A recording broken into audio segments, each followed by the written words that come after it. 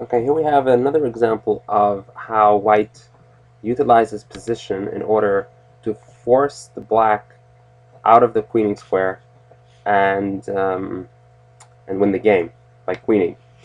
But here it's a little bit different because here the initial setup is such that the two kings are not directly opposed.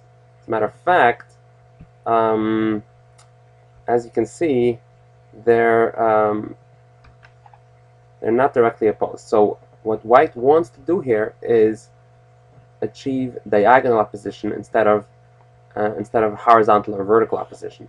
Here, now there is direct opposition because black is one square apart from white square, and it's black's turn to act. So as we have discussed in the previous video, whichever side's turn it is to act has the disadvantage by being forced to make a move that's not in their best interest.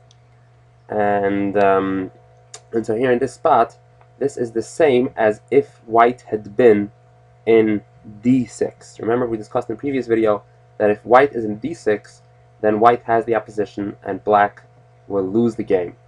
So here it's a little different because here white doesn't have the vertical opposition, but white has diagonal opposition. So it's slightly different, but it's the same result. Because here, once again, black is forced to move into c8, and once black is on c8, white advances the pawn without check, and now black is squeezed out of the winning square, of the queening square. White moves in to control that square, and then white wins. So again, what's key to remember in this particular setup is that what white needs to win this game is diagonal opposition, direct diagonal opposition. Now here,